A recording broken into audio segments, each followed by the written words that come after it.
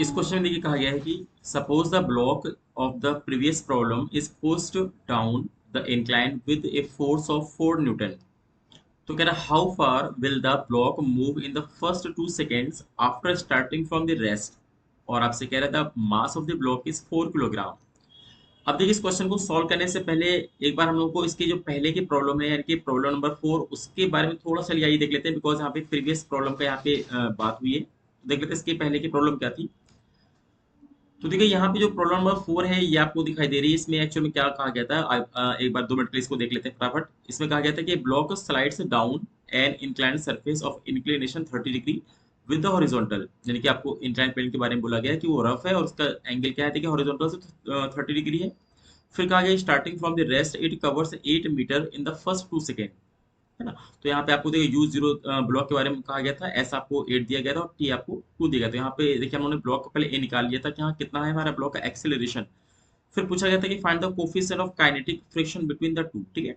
उसके बाद पूछा गया था कि भाई बताइए ब्लॉक और जो हमारा इंक्लाइन प्लेन है इसके बीच का जो कोफिशिएंट है वो कितना है। तो देखिए इसका पूरा देखिए मैंने ऑलरेडी क्वेश्चन में 4 पूरा सॉल्व कराया है, तो आपको मैं कहूंगा कि आप क्वेश्चन नंबर 5 से पहले एक बार 4 को जाकर के पूरा अच्छे से देख लीजिए, जिससे आपको पूरा कॉन्सेप्ट क्लियर हो जाएगा कि हाँ क्वेश्चन में क्या पूछा गया था। हम लोग यहाँ पे उसका केवल रिजल्ट यूज करने वाले हैं।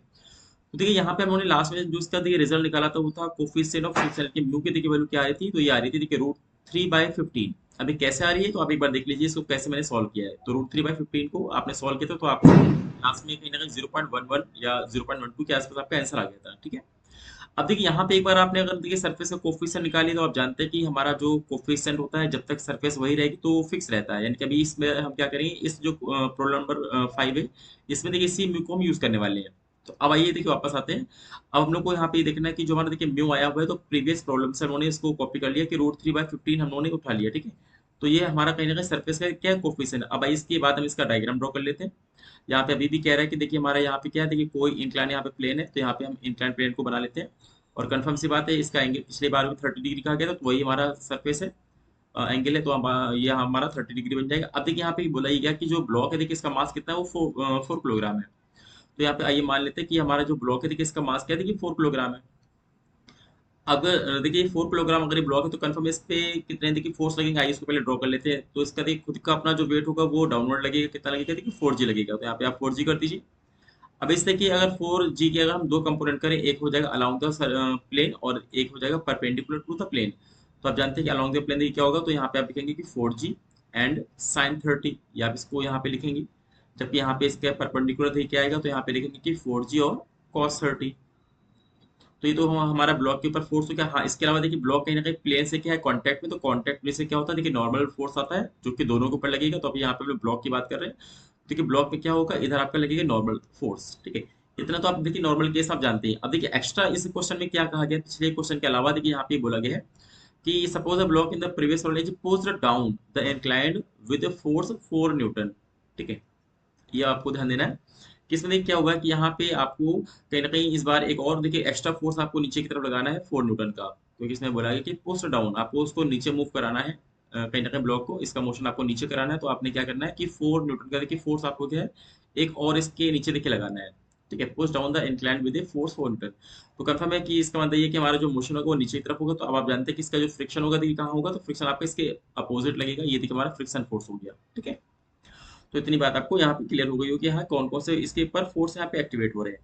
अब आइए इसके बाद हम लोग यहाँ पे काम ही कर लेते हैं, क्योंकि देखिए 4 न्यूटन नीचे लग रहा है। इसके बाद sin 30 भी देखिए नीचे लग रहा है। पक्का है कि यहाँ पे ब्लॉक का मोशन नीचे हो रहा है। इसका मतलब ये कि हमारा जो नेट फोर्स होगा वो कहीं ना कहीं देखिए एम ए के बराबर होगा, मास इंटू एक्सीलरेशन के बराबर होगा। अब देखिए नेट कैसे निकालेंगे, तो देखिए जो नीचे वाले फोर्स है उनको आपस में ऐड कर दीजिए। 4 न्यूटन प्लस 4G sin 30, ये आपने इसको ऐड किया, ये नीचे लगने वाले फोर्स है, जबकि माइनस क्या करेंगे फ्रिक्शन को। तो देखिए फ्रिक्शन आपने माइनस कर दिया इक्वल टू एम ए। मास कितना है ब्लॉक का देखिए सॉरी एम है, एम इक्वल टू 4 है। उसके बाद यहाँ पे क्या करना है आपको, सपोज ए की वैल्यू को इस बार निकालना है, ठीक है। क्योंकि ए की वैल्यू को निकाल करके हम उसको आगे फिर रखने वाले हैं। अब देखिए यहाँ पे फ्रिक्शन की चलिए वैल्यू को रख लेते हैं। देखिए 4 यहाँ लिखेंगे, यहाँ पे देखिए आपका क्या है, यहाँ पे आपका आया 4G sin 30 आया।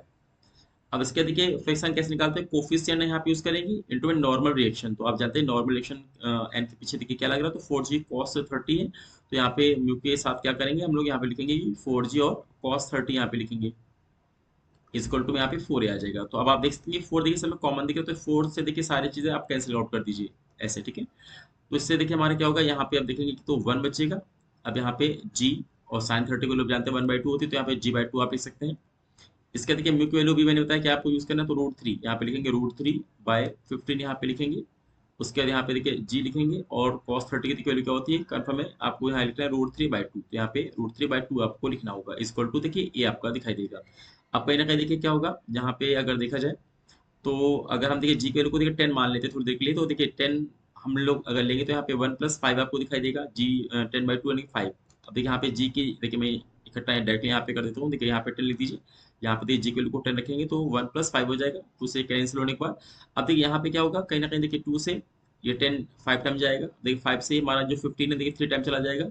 और देखिए 3 से, और देखिए √3 और √3 का मल्टीप्लाई भी 3 होता है, तो ऊपर 3 और नीचे 3 दोनों मिलकर क्या है कैंसिल आउट हो जाएगा, तो माइनस का 1 आ जाएगा इक्वल टू ए। अब देखिए माइनस के 1 से प्लस के 1 को भी आप कैंसिल कर दो, तो फाइनली देखिए हमारा जो ए की वैल्यू आ रही है कितनी आ रही थी कि आ रही है 5 मीटर पर सेकंड स्क्वायर आ रही है। तो यही आपका मेन पर्पस था कि हमारा जो एक्सेलरेशन है ये अपने को फाइंड करना था कि अगर हमारा देखिए ब्लॉक मोशन में है कंफर्म है, क्योंकि नीचे भी दो दो फोर्स लग रहे हैं, वो फ्रिक्शन फोर्स से बड़े हैं दोनों फोर्स, तो हमारा एक की देखिए वैल्यू क्या आ रही है 5। अब आइए इसके बाद हम ये निकाल लेते हैं कि ऐसे केस में हमारा देखिए ब्लॉक अब कितना मूव करेगा। तो आपको बोला कि स्टार्टिंग फ्रॉम रेस्ट, यानी ब्लॉक ने स्टार्टिंग रेस्ट से किया था, तो देखिए हमारा यू तो 0 था कहीं ना कहीं। अब आपको ए की वैल्यू मालूम चल चुकी है कितना, देखिए 5 मीटर पर सेकंड स्क्वायर आपको दिखाई दे रहा है। और कह रहा है कि फर्स्ट 2 सेकंड, यानी कि आपको यहाँ पर 2 सेकंड का यूज करना है। तो देखिए अगर यहाँ पे हम लोग एस की वैल्यू को निकालते हैं तो S equal to question mark, तो यहाँ पे हम सेकंड क्वेश्चन को फॉलो करेंगे, तो एस इक्वल टू देखिए क्या आता है, एस इक्वल टू यहाँ पे लिखेंगे कि यूटी प्लस 1/2 और ए टी स्क्वायर। अब यहाँ पे u0 तो इसको आप हटा सकते हैं पहले टर्म को, तो यहाँ पे 1/2 यहाँ लिखेंगे। ए आप जानते हैं, ए की वैल्यू हमारी 5 निकाला आपने, और टी का मतलब है कि 2 × 2। अब देखिए एक 2 से एक तो हमारे कैंसिल आउट हो जाएगा, तो देखिए एस की हमारी वैल्यू क्या आ रही है 5 का डबल यानी 10 मीटर। तो इसका मतलब ये कि पहले देखिए क्या होता है, यही जो हमारी इसके पहले वाली प्रॉब्लम थी उसमें देखिए अगर आपने कोई एक्स्ट्रा एक्स्ट्रा फोर्स नहीं लगा रहे थे, तो 2 सेकंड में कितना मूव कर रहा था, कहीं ना कहीं 8 मीटर मूव कर रहा था। जबकि अभी देखिए एक फोर्स आपने और लगा दिया नीचे की तरफ, तो देखिए हमारा वही 2 सेकंड में ब्लॉक क्या हो रहा था कि 10 मीटर मूव कर रहा है, तो हमारा जो इसका राइट आंसर आएगा वो आपका आएगा 10 मीटर आपको मिल जाएगा।